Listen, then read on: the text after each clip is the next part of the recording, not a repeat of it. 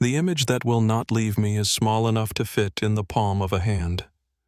Gray water, almost colorless, a thin line of dark trees pressed flat along the far shore, and a low fog hanging so close to the surface it looks like the lake is trying to breathe through a wet sheet. There's no sun in that picture, no sky to speak of, just a white glare at the top, and the faint ripple of water near the bottom corner, as if something has just moved out of frame. On the right edge, barely visible, you can make out the blur of a boot print in damp sand, already softening where the mist settles. When I close my eyes, I can feel that air, cool metallic, the kind that clings to your clothes and curls under your sleeves. I hear nothing in that memory, but in my chest there's always a hush, the way a room falls silent when someone walks in with bad news. The photograph is harmless if you look at it with a stranger's eyes. To me, it's the last time the world still made sense. Before I go any further, tell me where you're listening from and follow if you believe some names should never fade. I was 28 that summer, working long shifts at a clinic in Albany, the kind of place where the fluorescent lights buzzed just loud enough to make you tired by noon. Most days my life moved between small rooms, exam rooms that smelled of antiseptic and paper gowns, the staff kitchen with its burnt coffee, my apartment with its crooked blinds and the steady hum of traffic outside. By late August, the heat in the city had settled into the sidewalks, rising up in waves when you stepped out of your car, and the only coolness you could count on came from overworked air conditioners and freezer doors slamming shut in corner markets. I remember the way my shoes felt at the end of a 12-hour shift, rubber soles sticky from the clinic floor, my socks damp, my shoulders carrying the weight of too many stories I could not fix. In the evenings, I'd walk home along a side street lined with old maples, listening to the slow shush of tires on asphalt and the distant wail of a siren drifting thin through the warm air. That was the rhythm. Then work, walk, shower, microwave dinner. Call my family, fall asleep with the window cracked, just enough to let in the smell of rain on hot pavement when storms rolled through. My parents still lived in the same narrow, drafty house on Madison Avenue where we'd grown up, peeling paint on the porch rails, a screen door that snapped shut with a sound you felt in your teeth. Inside the kitchen was their world-yellowed cabinets, a chipped tile counter, and that old blue clock above the stove that never quite kept the right time, its second hand ticking a little unevenly as if it was limping through the day. On Sunday evenings, if I wasn't on call, I'd drive over and the house always smelled of something simple, onion softening and a pan coffee just starting to burn on the hot plate. Laundry detergent drifting out from the basement steps. My dad, Robert, moved slower than he used to, a stiffness in his knees from years of climbing ladders and hauling hose, but he still had the same solid way of standing one hand on the back of a chair, like he was always ready to move if somebody called his name. My mom, Elaine, kept her cardigan on even in August, complaining that the draft from the window above the sink made her shoulders cold even while the rest of us wiped sweat from our foreheads. You could hear the soft rattle of dishes, the hum of the old refrigerator, the faint whoosh of cars passing outside, and it all blended into the kind of background noise you stop noticing when you feel safe. My sister Megan blew in and out of that house like weather. She was 20 then, deep into an environmental studies program down in the city, and she carried New York with her, the hurried speech, the smell of subway dust on her shoes, the way she checked her phone like a reflex. She always had a camera slung around her neck, the strap worn soft where it rubbed against her collarbone, and if she saw a bird on a wire or a shaft of light hitting the kitchen wall just right, she'd stop mid-sentence, lift the camera, and click without apology. When she hugged you, you felt all bone and energy, no extra weight like she might lift off if she didn't keep at least 1 foot on the ground. I can still hear the way her bracelet's thin threads, a couple of shiny beads whispered together when she pushed her hair back from her face, the faint scrape of them against her wrist. To my parents, she was still the baby of the house, even though she'd already crossed more miles by bus and train than either of them ever had. That summer, my days were predictable, but my sleep wasn't. The clinic was full of minor emergencies, sprained ankles, chest pains that turned out to be indigestion coughs that sounded worse at night. But what stayed with me were the stories that didn't have neat endings. A man in his 60s with lungs like paper from years in a factory, a woman whose blood pressure shot up every time she mentioned her son overseas. I'd wash my hands at the end of each appointment feeling the cool water sting where the soap had chapped my knuckles, and I'd tell myself I was doing enough even when I lay awake later and heard those voices again. When I couldn't sleep, I'd open the window and listen to the city quiet down car doors slamming shut. A dog barking 2 blocks away somewhere, a radio playing too softly to make out the song. In those hours, the thought of the mountains was like a cool compress on the back of my neck. I'd picture pine needles under my boots, the smell of damp earth, the hush that settles in at tree line when the wind dies and everything waits. Megan and I had grown up camping our father, teaching us how to roll a sleeping bag tight enough to fit back into its stuff sack, how to listen for a river before you could see it. The Adirondacks were never some distant wilderness to us. They were just up north close enough that the names Lake Placid, Mount Marcy, Indian Pass felt like relatives you saw at holidays. We knew the feel of those trails in different weather muds sucking at your boots in spring, black flies biting at your neck in early summer, fallen leaves sliding under your feet when the air turned cold. My dad used to joke that the forest up there had opinions that it decided who could pass and who it would turn around, saying it with a half smile, but his eyes always checking the tree line when we stepped out of the car. My mom never liked that talk. She'd shiver slightly even in July and say the woods were just woods, that people made up stories when they didn't want to admit they'd gotten lost. Still, she'd stand on the porch and watch us drive away on those trips, one hand wrapped around her coffee mug, steam fogging her glasses, not going back inside until the car turned the corner and disappeared. It was on a sticky evening in late July that Megan first brought up the idea of one last trip before her fall semester.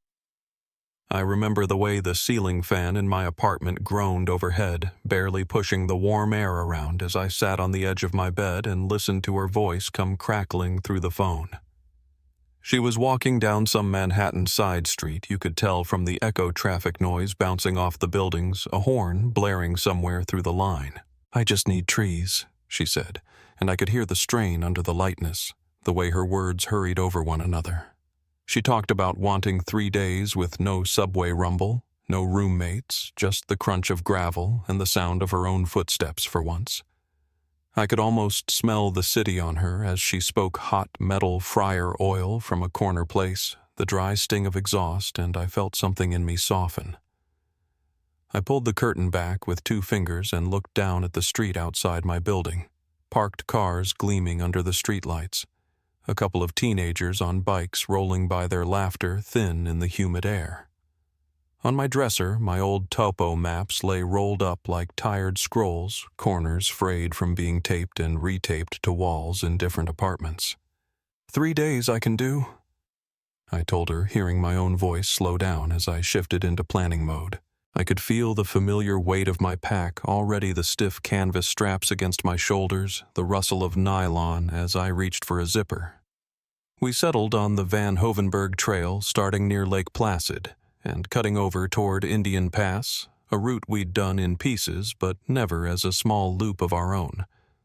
On the other end of the line, she was already walking faster. I could hear the rhythm of her boots on concrete, as if just talking about trail mileage put her body into motion. When I told my parents, we were sitting at the kitchen table, the afternoon light slanting in low and warm through the back window. Dust motes floated in that beam like slow snow, and the air smelled faintly of dish soap and the last pot of coffee my dad had brewed already gone bitter in the pot.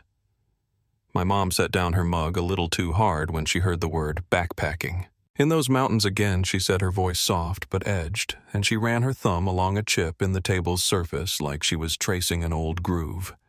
My dad leaned back in his chair and studied me, his calloused fingers drumming once against the wood, a dry little tap that made the salt shaker tremble. "Which trail?" he asked. And when I said the name, his jaw tightened just a fraction, a movement you might have missed if you weren't looking for it. "It's well marked," I said maybe too quickly, We've been on sections of it since we were kids. It's 3 days tops. Weather's supposed to be clear." A car rolled by outside Bass, thumping faintly through the glass, and somewhere down the block, a dog started barking and then cut off mid-woof. My mom sighed, pushing her hair back from her forehead, her bracelets clinking softly at her wrist. "You girls are careful," she said, finally. The word girls stretching out just a little, like we were still small enough to sit on the counter and swing our legs. My dad reached up and adjusted the collar of his t-shirt fingers, brushing the pale lines of old burn scars along his neck, and nodded once. "Check in when you can," he told me. His voice was even, but the way he glanced at the clock, then out the window toward the strip of gray sky above the houses, made the room feel a degree cooler. A few days before we were set to leave, I met up with Daniel Price after my shift. We'd worked in the same orbit for years, me in the clinic, him over at the nearby Technical Institute, and our paths crossed often enough that his face was as familiar to me as the vending machine by the nurse's station. We sat at a small table outside a coffee shop, the metal chair cool against the backs of my legs, the air smelling of espresso and hot asphalt. He listened while I ran through our planned route, his eyes flicking down to the folded map between us, fingers tapping lightly where the contour lines tightened near Indian Pass. "You always pick the quiet stretches," he said with a half smile, his voice low enough that I had to lean in a little to hear over the traffic. There was no judgment in it, just observation the way an engineer measures current or resistance. I shrugged, tracing a fingertip along the inked line of the trail. "Noise is easy to find," I told him. "Silence you have to go looking for." He nodded, but his gaze lingered a second longer on that narrow stretch of map, as if the paper itself hummed with some frequency only he could hear.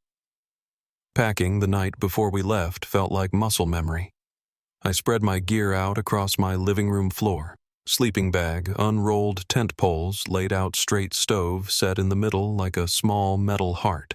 The carpet smelled faintly of old vacuum dust and the lemon cleaner I'd used earlier, and the open window brought in a thin ribbon of cooler air, carrying with it the far-off murmur of a television from another apartment. I checked and rechecked my first aid kit, feeling each item one by one, the smooth plastic of pill bottles, the stiff paper of gauze packets, the rubbery give of the tourniquet band. Megan sent a stream of messages as she packed on her end, grainy photos of her gear piled on a bed, a close-up of her boots, a blurry shot of her hand wearing that same faded red thread bracelet she'd had since we were kids. My phone buzzed on the coffee table, rattling against the wood, the screen lighting up the room in pale blue pulses. Between her jokes about overpacking and my lists, there was a quiet undercurrent, a sense that we both needed this small escape more than we could put into words. The morning we drove north, the sun came up hazy behind thin clouds, the sky the color of watered-down milk. I picked Megan up at the bus station. She stepped down with her pack already on her hair, pulled back city dust still clinging to her sneakers. The station smelled of diesel and stale coffee announcements echoing off the high ceiling before dissolving into static. She tossed her bag into the back seat of my car and slid into the passenger seat, the fabric of the seatbelt whispering as she pulled it across her chest. As we merged onto the highway, the sound of the city thinned sirens, fading horns replaced by the steadier hum of tires at speed, and the air through the cracked window grew cooler mile by mile. Somewhere past Saratoga, the first dark line of hills appeared on the horizon, blue-gray and distant, like the shadow of something not fully awake. By the time we turned off toward Lake Placid, the light had shifted. Clouds broke apart in places, letting down shafts of late-morning sun that flashed on the hood of the car and lit up the tops of the pines in soft gold. Windows down, we could smell the change in the air. Gasoline and hot tar giving way to pine sap, damp soil, and that sharp, clean edge that always made me breathe a little deeper. Megan leaned her head against the glass camera resting in her lap, the soft click of its strap buckle tapping against the door with each bump in the road. We passed small houses with laundry flapping on lines, a man stacking firewood in his yard, the hollow thunk of each log carrying faintly to where we drove. At a gas station on the edge of town, the gravel crunched under our tires, and when I stepped out, the breeze off the nearby lake brushed cool against the sweat at the back of my neck. We spent that last ordinary hour in town doing the small, practical things that feel so forgettable until you look back at them. We checked our packs in the parking lot, tightening straps, adjusting buckles, the nylon whispering against our fingers. Inside the outfitter's store, the air smelled of rubber and canvas and that faint chemical tang of new gear. Boots lined the wall like patient soldiers, and a small bell above the door chimed every time someone came in or out. Megan tested headlamps in the aisle beams of white light cutting through the dimness, reflecting off metal shelves in narrow streaks. I bought extra fuel for the stove, listening to the rustle of shopping bags, the squeak of the clerk's pen as he rang us up.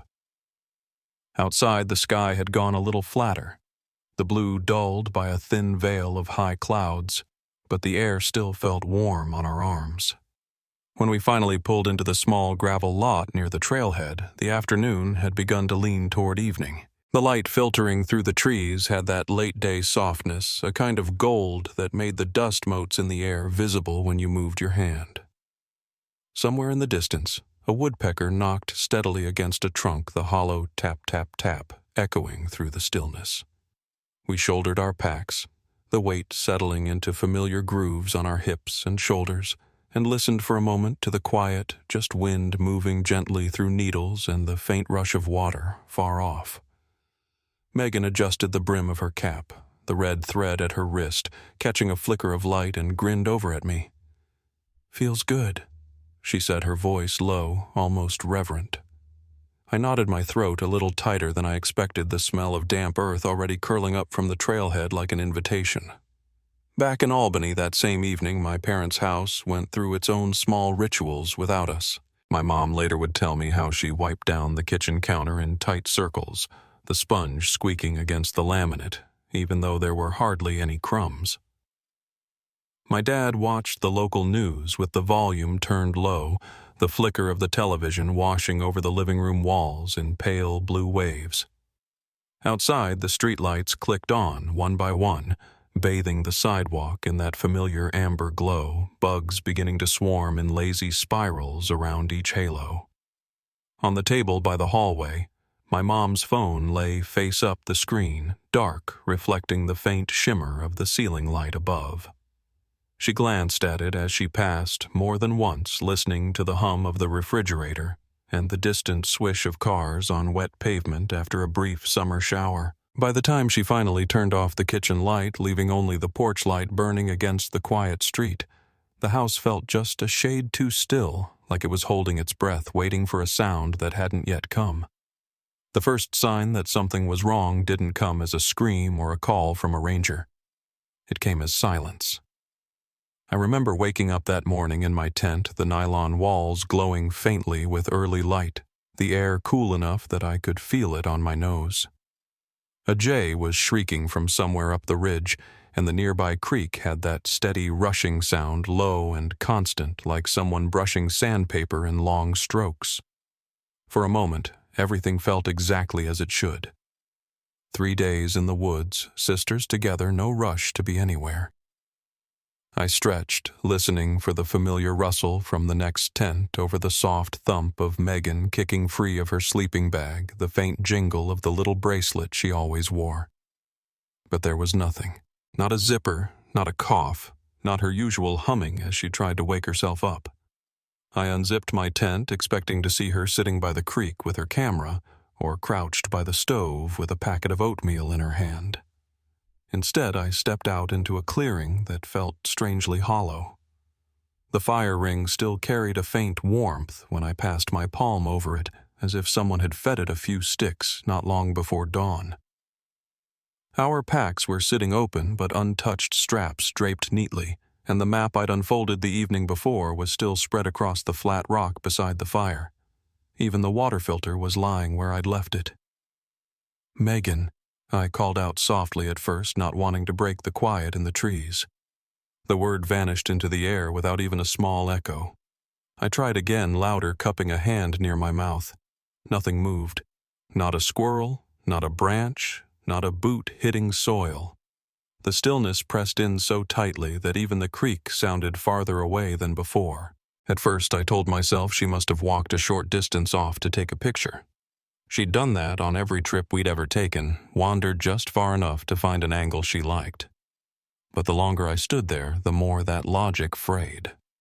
She wasn't the type to head off without her camera, and it was still sitting on top of her pack lens cap on strap dangling. I checked the trail in both directions, searching for that bright blue bandana she tied to her pack. Only pine needles and last night's footprints remained.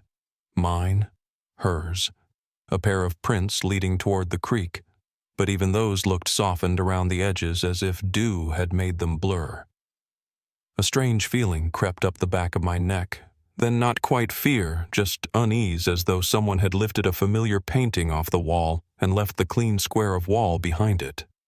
Something was missing, and the space it left felt too large, too sharp. I walked a slow circle around the camp, listening to the crunch of damp needles under my boots, trying to swallow down the sense that the woods were watching me. The smell of wet earth clung to my hands when I pushed aside branches, searching for any sign she'd passed through broken twigs, a scuff of dirt, anything. But the understory was untouched. Every fern was upright. Every leaf seemed undisturbed. I called her name again, louder this time, and the sound came out rougher than I expected. The forest swallowed it as if it had been rehearsing for years. For the next hour, I kept trying to reason with myself. Maybe she woke early and went ahead on the trail. Maybe she was gathering water and slipped out of sight among the rocks. Maybe she was playing a joke and would pop out from behind a tree with that lopsided grin she always gave when she knew she'd startled me. But the minutes kept stretching and the air kept cooling and the pit in my stomach kept widening until I couldn't ignore it anymore. I searched the edge of the creek where the current pushed against smooth stones. The water was icy, numbing my fingers when I dipped a hand in to steady myself. A few inches from the bank lay something small and bright. A single thread from her bracelet, the color faded but unmistakable. I picked it up without thinking, the wet fiber clinging to my skin. It could have snagged on a branch. It could have torn while she was crouching for a picture. But every explanation felt thin, like holding tissue paper in the rain. When I circled back to camp, the light had changed. The sun was climbing, but the clearing stayed dim, the shadows clinging, as if they didn't want to lift. My chest felt tight. I could hear my own breath louder than the creek now. I dug into her pack, something I would never have done under normal circumstances. Nothing looked disturbed. Her phone wasn't there. Neither was mine. Both chargers were neatly coiled inside the outer pocket. Her food bag was zipped. Her jacket was still rolled at the bottom of the pack sleeves, tucked in the way she preferred. It didn't make sense. None of it did. I walked back toward the trailhead a short distance, calling her name until my throat burned. The forest gave me nothing back but the flutter of wings far above me and the occasional plink of water dripping from a pine bough. With every step, the idea that this was just a misunderstanding grew thinner and thinner until I could feel panic pressing at my ribs, wanting out, wanting to rise. I forced myself to breathe slowly to keep my hands from shaking. I'd seen enough missing hikers in the clinic to know panic wasn't useful. I tried to think clearly, methodically. I marked a few rocks with sticks to remind myself of where I'd already searched. I listened for any sign of a voice or broken branches. I looked up the slope, then down toward the creek, then across the flatter ground where the underbrush thinned. Hours slipped by in that strange, heavy way they do when your mind refuses to accept what your senses already know. The sun rose higher, warming the soil beneath my feet. Insects started their afternoon buzz, faint but insistent. Now and then a gust of wind pushed through the canopy, dropping cool air onto my shoulders in uneven patches. My shirt clung to my back. My heartbeat thudded in my ears. By afternoon, I forced myself to turn around and head back toward the car. It felt wrong to leave the clearing behind like turning your back on a child, but I needed help. Real help. Not just my voice echoing uselessly in the trees. As I walked, the trail felt different beneath me, too quiet, too empty, as though the woods were holding something back. The air grew cooler the farther I went, and by the time I reached the small footbridge that crossed over to the parking area, the wind had picked up, carrying the smell of wet stone and pine sap with it. My car was the only one left in the lot. It sat there in the fading light dust settling evenly across the windshield as if nothing had changed since the moment we arrived. Seeing it like that, so still, so unbothered, made something tighten in my chest. It was a reminder of the hour, the day, the expectations we had carried with us when we locked the doors and walked toward the trailhead. It made the wrongness sharper. I checked my watch. Reception bars flickered and disappeared as soon as they appeared. I stood in the middle of the gravel lot holding the phone up like a makeshift antenna, shifting my weight from one foot to the other as though a half step would make a difference. A single bar appeared. I didn't hesitate. I called my parents. My mom answered on the first ring, her voice bright at first, then flattening when she heard mine. She asked if we were back early. I told her no, only one of us was. The silence that followed was so long I thought the call had dropped. When she finally spoke, her voice was barely above a whisper. "What do you mean?" I tried to keep my words steady, explaining what I had found, what I hadn't found. She kept asking questions. Had I checked up the ridge? Had I walked along the creek? Was she maybe gathering water farther downstream? And each one felt like a tiny blade twisting. Every question carried the hope that there was still a simple answer. My father took the phone. "Stay put," he said, voice low and firm. "We're calling the sheriff." The line cut out seconds later. I drove down the road slowly, searching the shoulder for any sign of her footprints in mud, a scrap of cloth, anything but the pavement stretched out empty in both directions. A few cars passed me, their headlights brushing across my windshield in soft, quick flashes. Nobody slowed. Nobody looked twice at the woman with the white-knuckled grip on the steering wheel, eyes flicking to the woods every few seconds. By the time I reached the small ranger station near the highway, dusk was settling in. The building's front light buzzed with moths slapping softly against the glass. Inside, the air smelled faintly of old coffee and damp wool. A map of the region hung behind the front desk corners, curled from years of sunlight. A deputy met me at the door. He listened with his hat still in his hands, his eyes narrowing slightly when I reached the part about the untouched camp, the still warm fire, the missing phones. He didn't say much, just nodded, wrote a few notes, and stepped outside to call his supervisor. The sky was darkening to a deep, bruised blue when I stepped back onto the porch. The distant ridges were nothing but silhouettes now, sharp against the last stretch of fading light. A cool breeze moved through the trees, carrying with it the faint scent of something earthy and wet, almost metallic. I could hear my own heartbeat again. The deputy came back out, hat now tucked under his arm. He cleared his throat before speaking, the gravel of the parking lot crunching under his boots as he shifted his stance. "Someone's on their way," he told me quietly. "We'll take it from here." Behind him, down the small hill that led to the station, headlights turned off the highway and began making their slow climb toward us, the engine a low, steady hum in the night. That was the moment the bottom truly fell out. The moment I understood that whatever this was, it had already crossed the line from worry into something far colder. The cruiser pulled into the lot, tires grinding softly over gravel, and the deputy stepped forward to meet it, his shoulders sinking just slightly as he put his hat back on. I stood there on the porch, hands folded together to keep them from trembling, and watched the blue lights flicker once against the trees before going dark. The last of the daylight slipped away completely, then leaving only the hum of the porch bulb and a stretch of woods that felt suddenly impossibly vast. And that's where the night began. The night the search truly began, The parking lot by the ranger station looked like a small makeshift town. Headlights washed over the trees in long, slow sweeps. Red and blue flashes pulsed against the bark. Radios crackled with clipped voices. The air smelled of damp gravel exhaust and that sharp chill that settles in right after the sun drops behind the ridges. I stood off to the side near a picnic table, arms wrapped around myself, watching uniformed men and women move with the quiet purpose of people who've done this before and don't have to talk much about it. A state trooper unfolded a large topographic map on the hood of a truck, the paper edges lifting in the breeze. A ranger traced a finger along our planned route, his nail tapping lightly on the little contour lines near Indian Pass.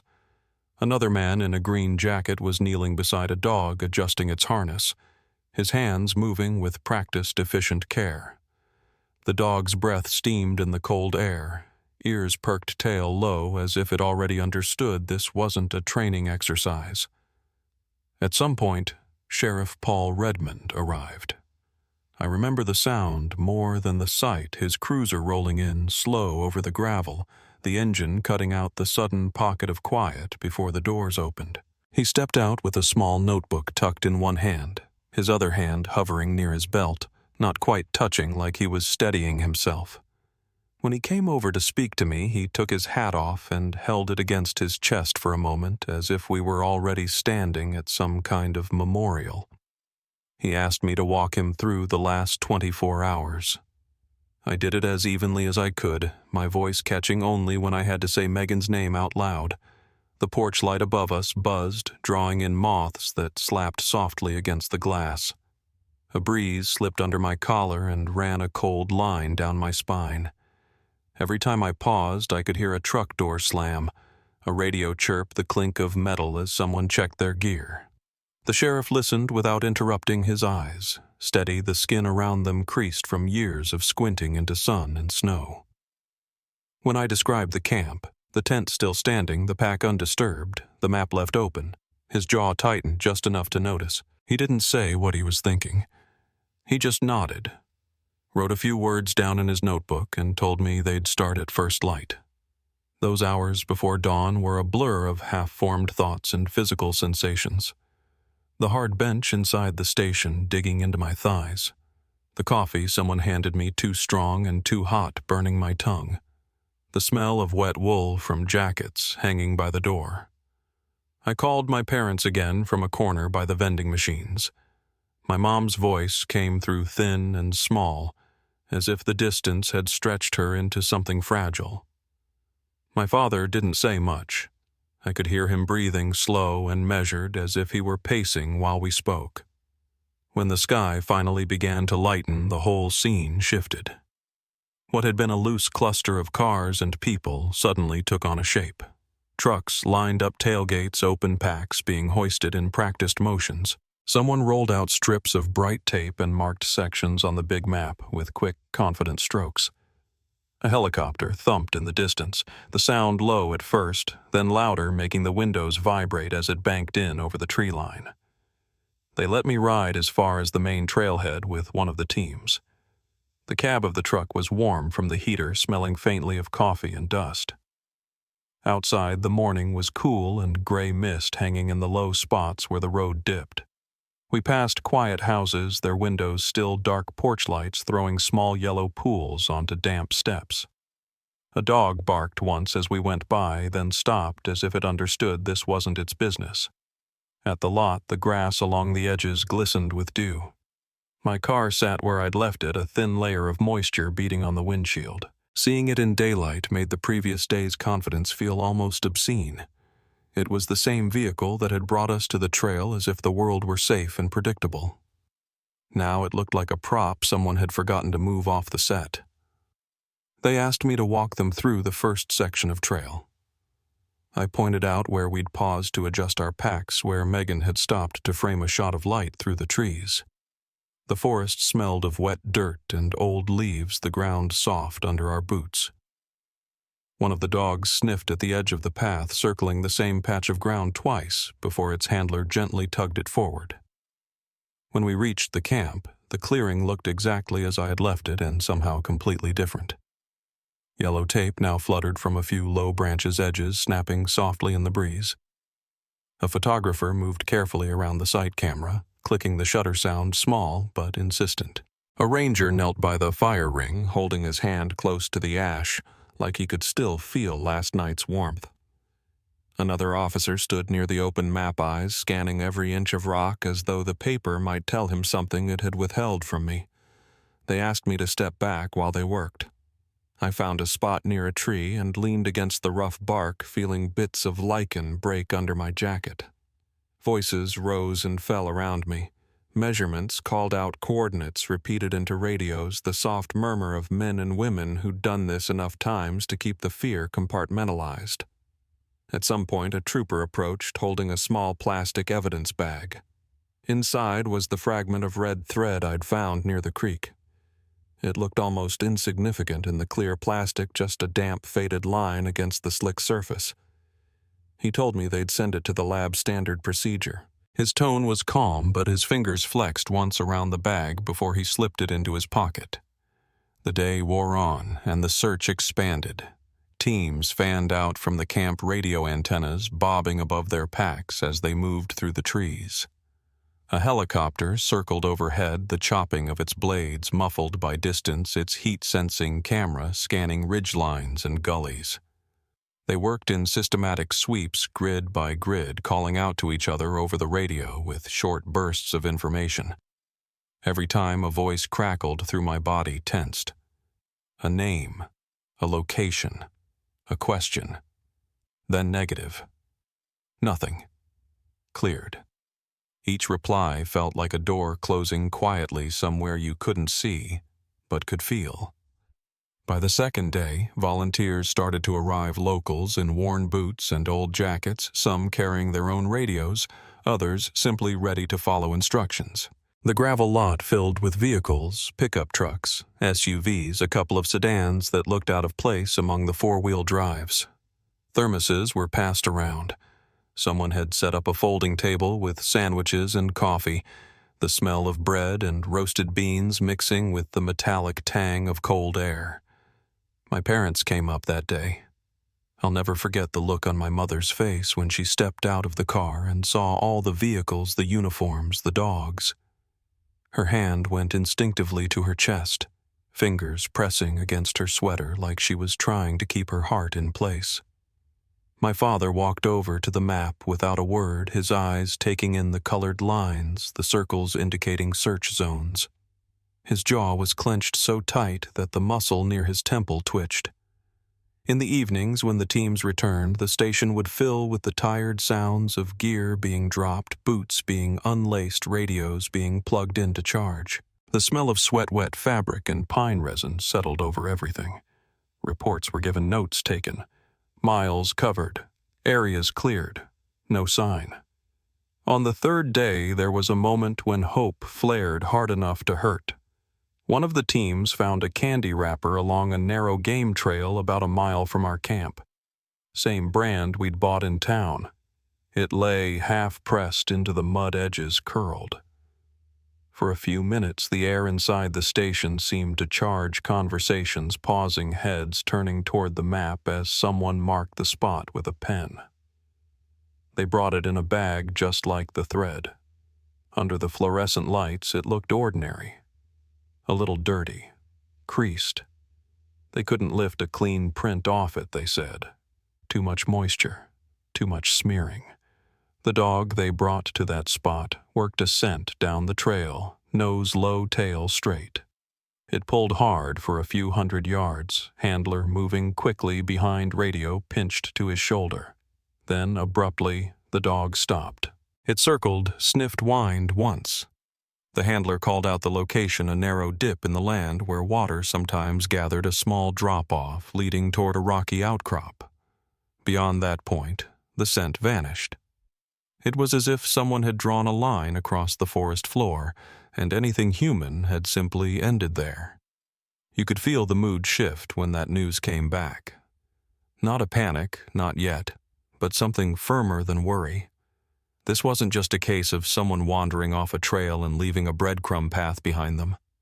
This felt strange, wrong in a way no one wanted to say out loud. Of course, the theories started early. Out by the trucks, men leaned against tailgates, speaking in low voices between assignments. Some said we'd find signs of a fall, a broken branch along some drop, a slip on wet rock. Others mentioned animals, though everyone knew attacks in that area were rare. A few older locals, the kind with sunburned necks and permanent squints, traded quiet talk about people who'd gone missing in the mountains over the years and never turned up at all. Inside the station around the coffee urn, different kinds of explanations took shape. Maybe Megan had decided to hike out early and gotten turned around. Maybe she'd followed an unmarked side trail chasing a photo and lost her bearings.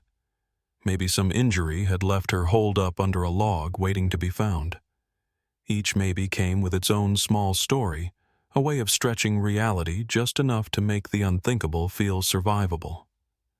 But at night, when the teams were off the ridges and the spotlights outside hummed against the darkness, a quieter anxiety lingered. I caught it in the way deputies would glance toward the window and then look away quickly, in the way the sheriff rubbed the bridge of his nose before stepping into another briefing, in the way my father stood by the door, arms folded, staring at the bulletin board where Megan's picture had been pinned with a pushpin, the corners slightly curling from the humidity. The official search went on for days. Helicopters flew patterns over more than 30 square miles of rough ground. Dogs swept ravines and dense stands of spruce. Volunteers pushed through brush until their pants were soaked from the knees down, and their hands were scratched raw. Every time someone came back in with a mud-streaked pant leg or a torn sleeve, my heart would leap waiting for the words that never came. When the 9th day ended, the light outside was already slanting into that early autumn angle, longer shadows across the gravel, the air carrying a sharper edge. We were called into a room that smelled faintly of damp paper and floor cleaner, where the sheriff stood with a sheet of notes in his hand. His voice was steady as he spoke, but his eyes didn't quite meet mine until the very end. They hadn't found her. They'd covered the likely zones. They'd pushed farther than protocol required. Conditions, he said, made continued ground searching too risky without new leads.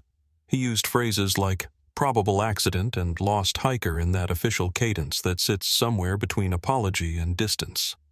My father stepped forward, anger flushing his face, his hands opening and closing at his sides. He talked about the camp, about the way everything had been too neat, too untouched. My mother clutched his sleeve, her fingers digging into the fabric, her voice too broken to form full sentences. I stood there feeling the words wash over me, hearing the squeak of the marker as someone updated a status board in the next room. Despite the protest, the operation wound down. Trucks left one by one. The helicopter made its last pass and headed south, the sound of its blades fading until the forest swallowed it. The map on the hood was folded, then folded again until all those colored lines disappeared into a rectangle that slid into a file. In the weeks that followed, the search didn't so much end as shift. Officially, the case moved onto a desk, into a computer, onto a shelf with a number and a label. Our family's lives became a series of phone calls, forms, and visits with detectives whose ties were always slightly loosened by the end of the day. The house in Albany filled with the smell of coffee that had gone cold on the counter, the cloying sweetness of sympathy casseroles left by neighbors. People offered their versions of comfort in different ways. Some swore she'd show up tired, embarrassed with some wild story about getting turned around. Others avoided our street entirely, crossing to the other side like grief might be contagious. In town, little fragments of rumor floated around, drifting back to us like ashes on the wind. Someone had heard about strange sounds up near St. Regis. Someone else mentioned old stories of people living off-grid in those woods, half legend, half warning. Daniel took it differently than most. Where others stepped back, he leaned in. He drove up to the mountains on his own time, walking sections of trail long after the search teams had gone home. He started collecting public reports, incident logs, any scrap of information he could get his hands on. He turned his apartment into something between a lab and a shrine maps pinned to walls, printouts spread across his table, the faint blue glow of his computer screen reflecting off empty coffee mugs. I didn't see all of that at first.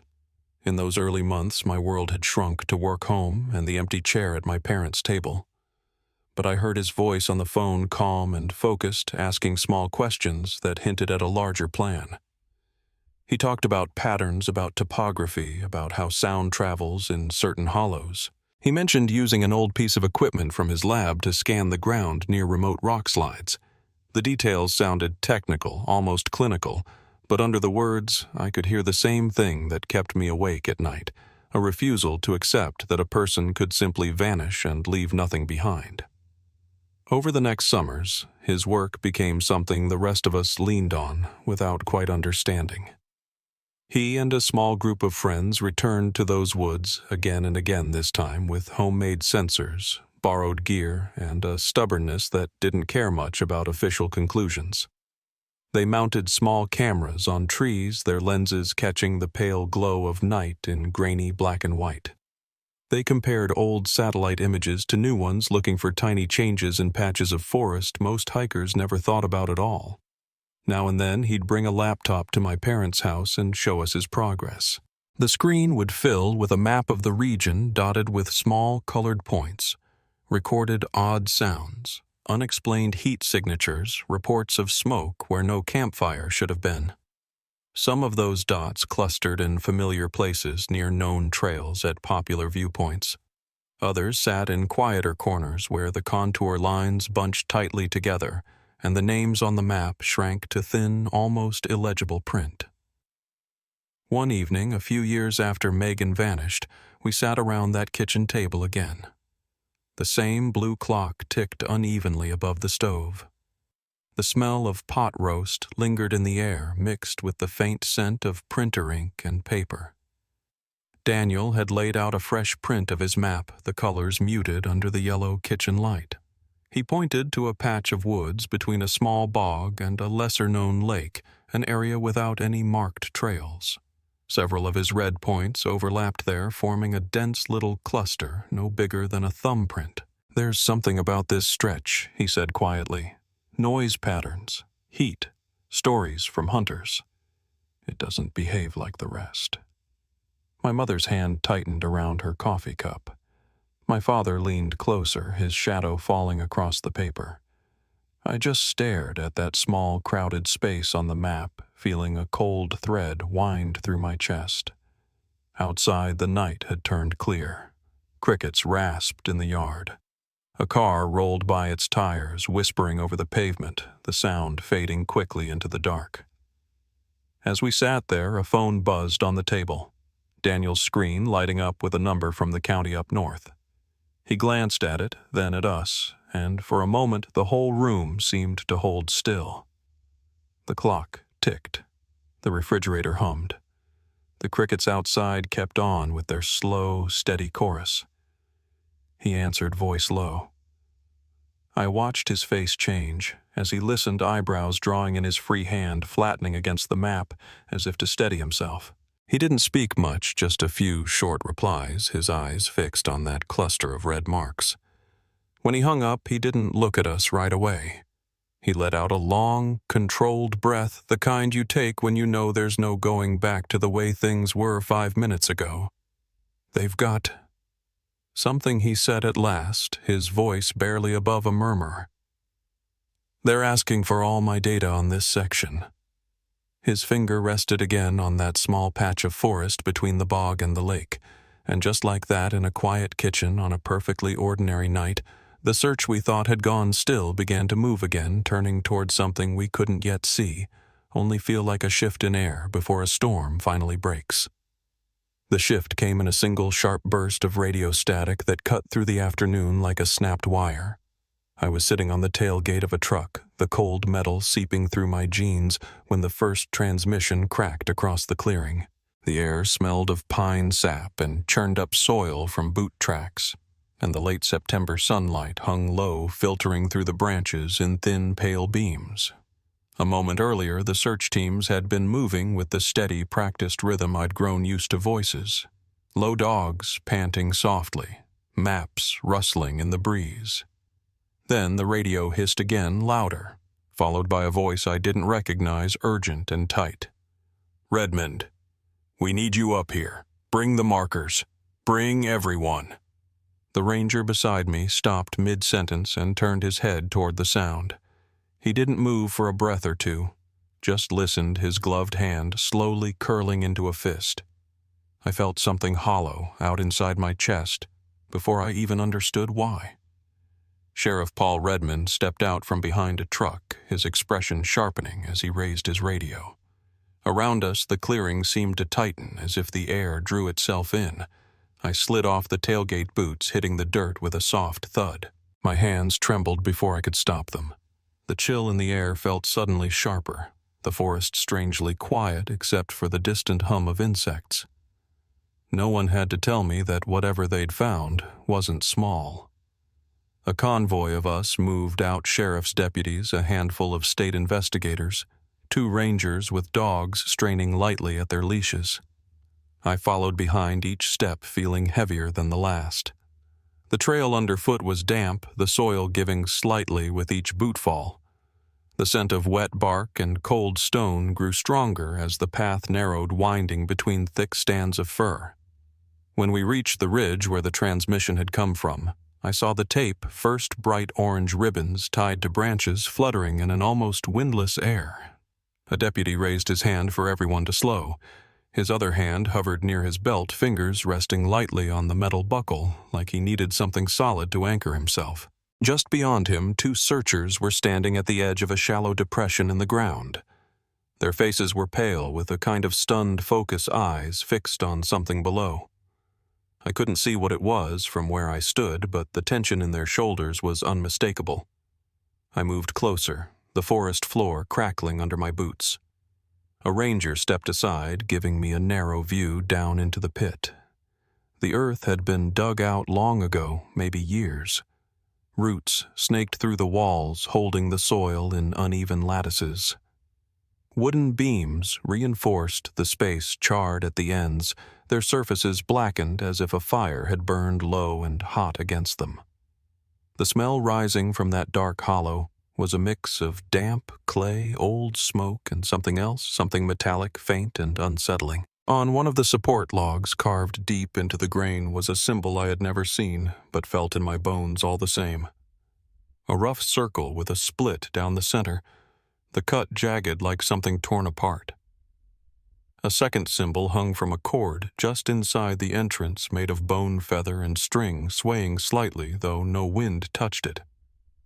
I went numb from the inside out. Behind me, I heard Redmond's voice, low and steady. "Mark it.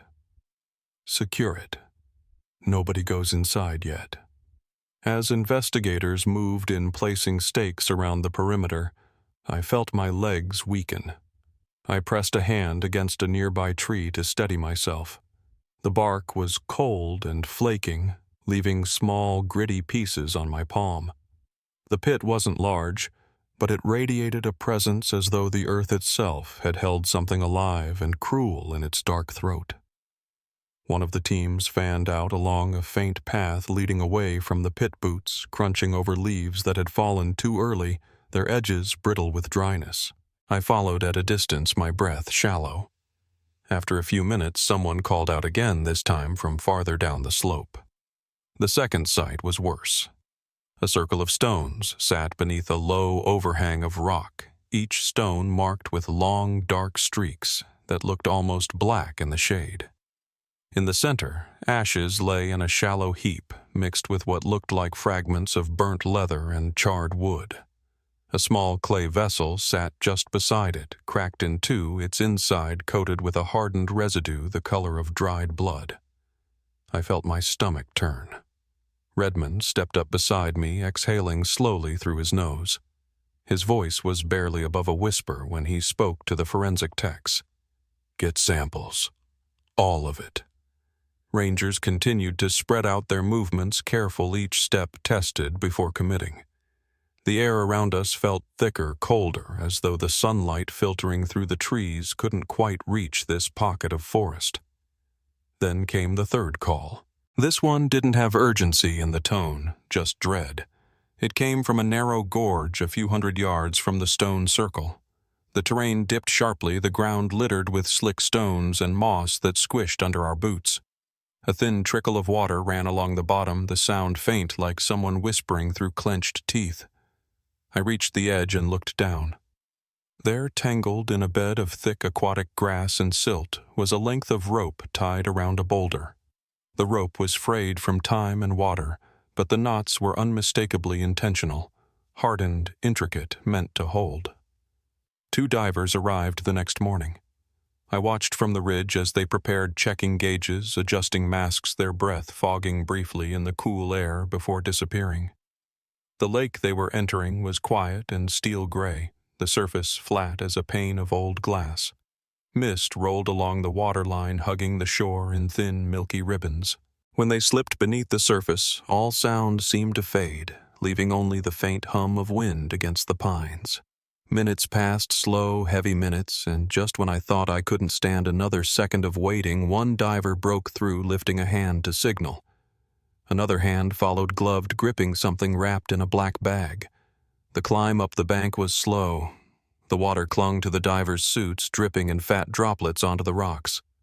The bag they carried sagged with weight, its outline uneven. A smell rose as they laid it on a tarp, a smell of silt, decay, and lake water trapped too long in the dark. I didn't need anyone to tell me what was inside. I stepped back, the world tilting slightly, the trees bending in ways that made no sense. My breath came shallow, loud in my ears. My hands found each other, fingers tightening so hard my knuckles ached. Someone touched my shoulder, gentle, steady. I think it was one of the detectives. His voice was soft, apologetic words meant to soothe, but landing like stones. They opened the bag only enough to confirm. A skull washed pale by years underwater, tangled in what remained of a packstrap. Bones still bound at the wrists with rope fibers that had somehow survived the lake's pull. Bits of fabric clung to the remains, green, the same shade as the jacket my sister had worn the day we left home. A cold washed through me, deeper than any lake water. The divers stepped back, heads bowed. Redmond stood silent for a long time, jaw clenched, eyes fixed somewhere far away. When he finally spoke, his voice was thick. The words clipped. "Get this transported. Secure the perimeter. Nobody touches anything else." The days that followed blurred together like smeared charcoal. More teams arrived, state police forensic units, people in jackets marked with federal letters that made my stomach turn. They combed every inch of that forest. They found more signs, carved masks made from deer skulls, scorch marks on hidden dugouts, old military scraps with a name barely legible under dirt and mildew. Caleb Archer, a former Army sergeant who'd vanished from the world years before, taking a small group of damaged souls with him into the woods. They called themselves the Ridgeborn. Investigators pieced it together slowly. Archer had formed something between a cult and a survivalist commune, isolated, ideological, convinced the world outside was poisoned by corruption. They lived off the land, hunted in silence, moved camps when the seasons changed.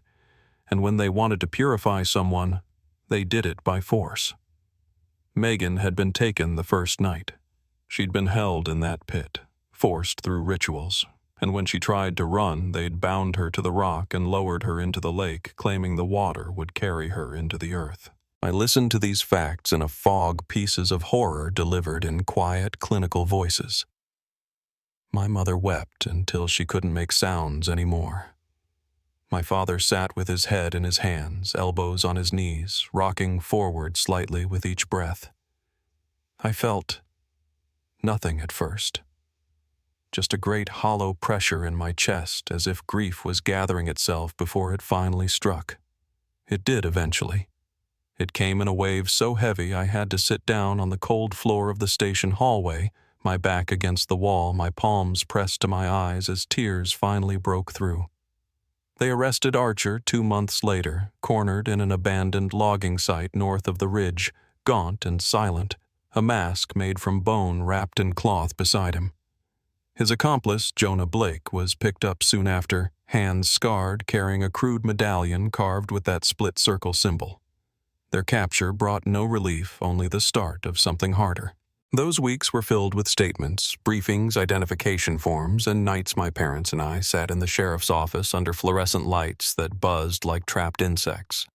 The air always smelled faintly of copier toner and old coffee. I remember the way the sheriff would pause before speaking to us, hat in his hands, as if bracing himself for the weight of his own words. One night near midnight, as the last of the investigators filed out, and the building settled into a weary quiet, I stood at the window looking out at the parking lot. A single street lamp cast a pale circle of light that barely reached the patrol cars. The sky was moonless, the darkness almost physical. Behind me, someone flipped off a row of lights. Ahead of us, there was still a trial to face. And as I exhaled the air heavy and cold, I knew there was no going back to the life we had before that ridge gave up its secrets. In the hours after the divers brought my sister's remains out of that gray water, everything around me seemed to move in slow motion, as though the world needed time to absorb what it had witnessed. Deputies sealed off the lake's edge with wide strips of tape that fluttered in the wind like tired flags. Radios buzzed with clipped instructions. A few investigators lowered their voices when they stepped close to me, their words careful and heavy, as if gentleness could soften what couldn't be undone. My parents arrived soon after, both wrapped in jackets they'd thrown on without thinking. My mother's face looked drained of color, as if the cold had seeped through her bones. My father stood stiffly at her side, staring into the middle distance as though focusing on any one detail would break him. I remember the smell of wet pine drifting between us, that sharp resinous scent settling over everything like a shroud. That night we were escorted back to the sheriff's office, where the yellow light from the overhead fixtures hummed quietly. That sound is still with me. It was steady, indifferent, almost warm, and yet it made my skin prickle. Sheriff Redmond sat with us in a small conference room, his hat resting on the table in front of him. He spoke in the same even tone he always used, but I could see the strain in the way he held his shoulders, pulled tight as if bracing himself. He explained how the remains would be handled, where they'd be taken, what steps came next. His voice barely rose above a murmur, respectful but unflinching. My mother nodded without saying a word. My father asked quiet, practical questions, the kind that gave him something solid to hold on to. I sat between them, hands clasped together in my lap, staring at the small scratch on the table's surface. I couldn't bring myself to look at anything else. In the days that followed, the investigation intensified in a way that felt both comforting and overwhelming. State officials moved into the area like a second tide, bringing additional equipment, search dogs, and personnel. News crews gathered along the roadside, their trucks parked in rows that reminded me of storm shelters waiting out a warning. Reporters tried to catch our attention, but deputies blocked them, guiding us gently away. People we didn't know sent food cards and handwritten notes to the sheriff's office. The town's church held a candlelight vigil that lit up the hillside like a quiet constellation, the glow reflecting off people's faces as they stood shoulder to shoulder in the cold night air. Arrests came weeks later after investigators traced reports of sightings and unusual activity through the mountainous backroads. The first man they caught was Jonah Blake, one of Archer's closest followers. I wasn't there when they brought him into custody, but I heard later about his blank expression, how he kept his eyes fixed on the floor and held his hands as though he wasn't sure what to do with them. Someone told me he looked like he hadn't slept for months. Someone else said he'd been carrying a small carved medallion, one of those split-circle symbols we'd seen etched into the wooden beams at the camps. I remember sitting in my parents' living room listening to the news broadcast about it. The air was dry and smelled faintly of the wood stove, and for a moment I felt as if I were back in the forest, crouched beside that first pit. My heart pounded so hard I had to close my eyes and steady myself. The capture of Caleb Archer came later after a long manhunt that covered a wide swath of the northern woods. When they found him at that abandoned logging site, he looked emaciated, his clothes torn, his hair unkempt. The deputies on scene told Redmond that Archer didn't fight them. He didn't run, didn't shout, just watched them approach, his expression calm in a way that sent a ripple of unease through the entire team. During questioning, he spoke about purity the earth and cycles that had to be completed. None of it made sense in any ordinary way, but it fit with the fragments investigators were piecing together. His followers had believed him without question, drawn in by a mix of fear, devotion, and the distorted logic he preached. Hearing about it made my stomach twist. I found it strange, almost surreal, that a man who had caused so much devastation could look so ordinary on paper. When the case went to trial, the courthouse filled with people from across the region, families of the missing former search volunteers and others who had simply followed the story for years. I testified quietly, answering questions in a voice that didn't always feel like my own. The courtroom smelled faintly of polished wood and old paper, and every time Archer looked up, I kept my eyes fixed on the judge's bench. The jury delivered its verdict after just a few hours. Murder, kidnapping, multiple counts of unlawful detention, life without parole. Jonah Blake received a long sentence, as well reduced slightly because he cooperated with investigators and provided details that helped identify the burial sites and remnants of the camps. When the judge read the final decision, my mother let out a breath that seemed to empty the room. It wasn't relief, not exactly. More like the release of a weight she'd carried for longer than she could bear. The years since then have unfolded slowly, marked by small moments of healing and sudden, unexpected echoes of the past. My parents eventually moved west to be closer to extended family, settling near a lake where the morning fog hangs low and the light stays soft until late in the day. They wanted quiet, and I think they've found it in their own way. My father spends hours tending a vegetable garden, hands deep in the soil, shoulders loose for the first time in a long while. My mother has taken up quilting, stitching together colors that remind her of calm places, muted greens, pale blues, warm earth tones. Whenever I visit, the house smells faintly of lavender sachets and old cedar, and there's a gentleness in the air that wasn't there before. As for me, I stayed in Vermont. I work in a small clinic just outside Burlington, caring for veterans who carry their own kinds of scars. Some nights when someone wakes from a nightmare and I sit beside their bed offering a cup of water or a few quiet words, I think about Megan. I think about the strength she showed in the worst moments of her life, and in the ones before that, her laughter, her stubbornness, her way of noticing small details others overlooked. Remembering her that way steadies me. It helps me feel close to her even when the memories carry a weight that never really lifts. There are places I still avoid.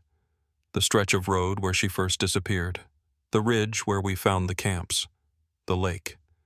I don't think I'll ever walk those trails again, not because I fear them, but because they belong to another life, one I can remember, but no longer return to. Sometimes, though, when the evening settles over my home and the last light fades behind the mountains, I step out onto the porch and let the cool air wash over me. I listen to the distant rustle of leaves, the faint call of an owl, the soft hum of passing cars on the highway far below. Those sounds feel both comforting and haunting reminders of the thin line between the world we know and the shadows just beyond it. Looking back, I don't speak about closure.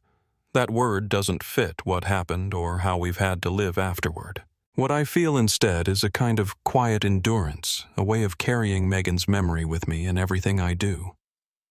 I've learned that grief isn't something you move past, it becomes part of your foundation. It shapes the way you step into each day, the way you see other people, the way you measure what matters. And it reminds you in the gentlest and most painful ways that every ordinary moment is its own kind of gift.